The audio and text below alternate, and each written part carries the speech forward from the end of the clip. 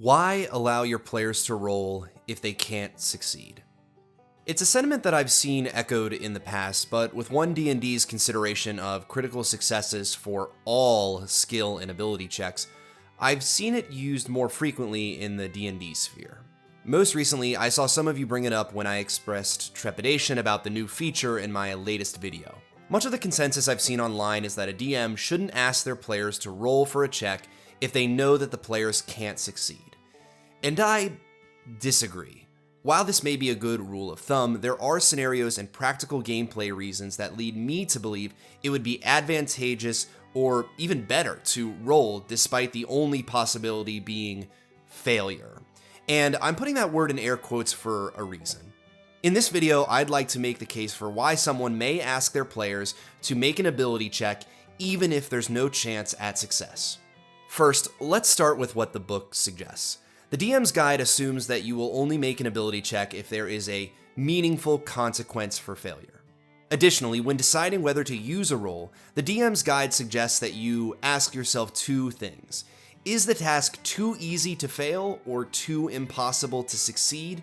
If the answer to either of those questions is yes, there shouldn't be a roll. So, as written, the answer to the question, should you make your players roll if they can't succeed, is no. That sounds pretty easy, but you and I both know that 5e, as written, doesn't always account for every situation and style of play. In fact, let's leave this page and go back to one page prior, where the DM's guide says, dice are neutral arbiters. The extent to which you use them is up to you, and, more succinctly, dice don't run your game. Dice are like rules. They're tools to keep the action moving. In my opinion, there are styles of play that allow for the use of the die as a tool to progress the action of a story, and that tool is useful even if the dice aren't being used to determine success or failure, as those terms are traditionally associated with ability checks. In a way, rolling a dice becomes more than just an ability check against a DC. To explain what I mean, consider how the book handles ability checks. The book describes ability checks as a test to see whether a character succeeds at a task. Again, the book prompts you to ask, is a task so inappropriate or impossible that it can't work? If the answer is yes, I shouldn't allow a roll, right? Well, I don't know if that's the only way to play D&D. So let's assume a hypothetical here that I call the King's Lockbox. For this hypothetical, let's assume three things. There is a lockbox that can only be opened with some form of MacGuffin. The party is not in possession of that MacGuffin and therefore cannot open the box through normal means, and there would be some form of consequence to attempt to open the box, no matter how slight. Now, let's say the lockbox contains some very important endgame information, and I can't let my players see that right now, so either the land's best lockpick designed a lock that none of my players have the stats to open, or perhaps it has a magical key made of starlight, or maybe the lock on the front is illusory and the box only opens to a key word being spoken, but for whatever reason, assume I, as a DM, am not going to let my players open this box. Well, yet, anyways. The reason I choose a lockbox for this example is because what success looks like is very clear, the lockbox being opened. Additionally, by its very nature, one would very rightfully assume that it is possible to open the lockbox. So, the rogue pulls the lockbox from under the king's bed, he absconds back to the party's stronghold, and he places it down in front of the group. My party clearly wants to open a box that can't be opened narratively. So, what do I do? Why allow my players to roll if they can't succeed? This is a lockbox, and so my rogue pulls out his thieves' tools, and the player asks, can I roll to pick the lock? Let's look back at our DM's guide. Is this task inappropriate? I don't think so. I mean, it may be morally questionable, but I think it's only appropriate that my thief rogue be able to attempt what he built his character to do. So if the task is appropriate, is it impossible? And I found myself stuck on that question. This isn't hitting the moon with an arrow. It's a box with a lock on it. It has the lock, I know, presumably maybe has a keyhole. Again, by its very nature, this lockbox can be open. Is it possible to open the lockbox? Yes, it's possible. I know it, the player knows it, and the rogue knows it too. But it's not possible to open it by picking it, at least in the scenario that I've designed. And as I read this section, the opening of the lockbox via a pick is certainly appropriate, and it's definitely within the realm of possibility such that I couldn't call the opening of it impossible. If we consider that there has to be some consequence to attempting to open the box, it seems as though, as written, you could interpret the rules in such a way that an ability check here would be appropriate. But let's level with the practical side of the game here, where the rubber meets the road. I'm going to have to tell my party, one way or the other, that lock-picking this thing will not work. And I think how you do this is a matter of taste. Certainly, you'd be within your rights to say, you don't need to roll, you put your lockpick in, and you can immediately tell that this lock is beyond you. But in my opinion, I think there's a little more tension, a little more flavor to allowing something like a 24 on an ability check to inform the party that, indeed, this lock is beyond the skilled hand of the party's rogue.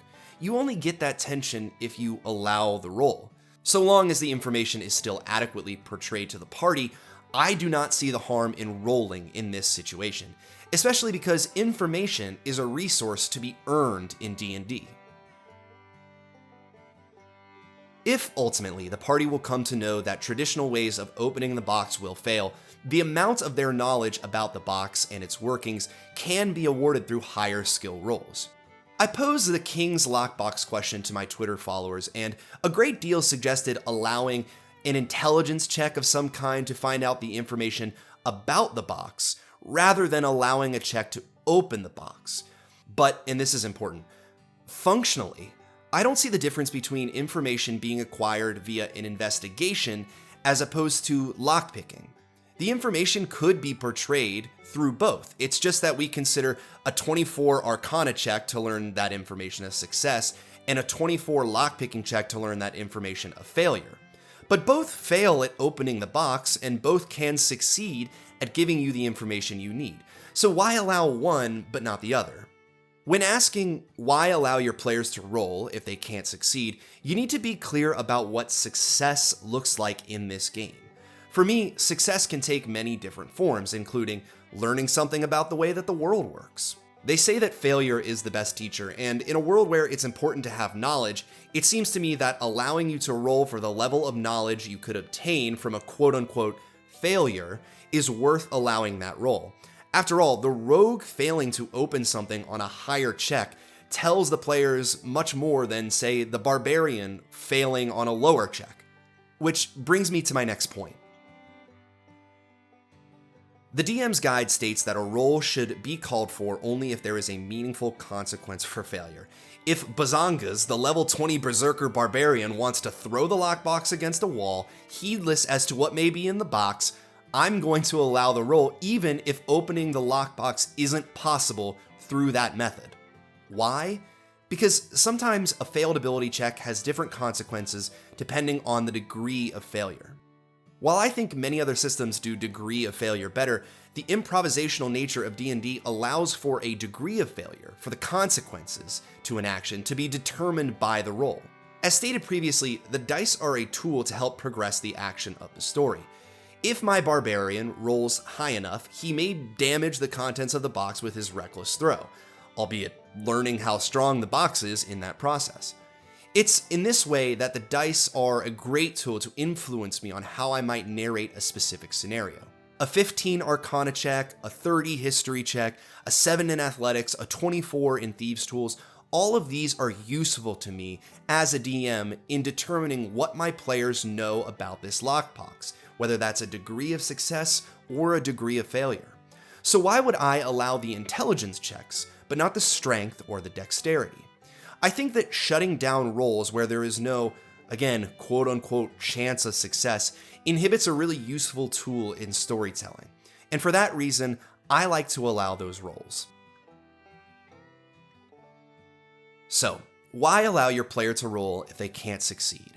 To put it plainly, I believe rolling has a purpose beyond a simple ability check. Rolling is, and has always been, an important way to influence narrative. While we like to think of things in terms of ability checks, dice have utility beyond what's written in the book. I think Davy put it really nicely in his reply to my tweet. Where the dice loses utility in checking a skill against an established DC, it gains utility as a way to influence gameplay.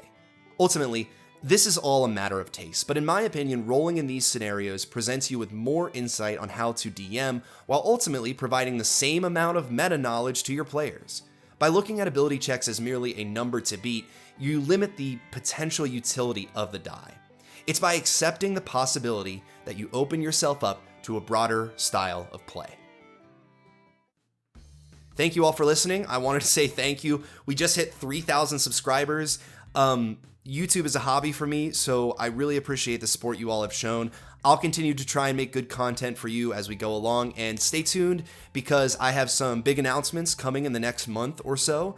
Thanks again, guys. It really means a lot, and I'll see you next time.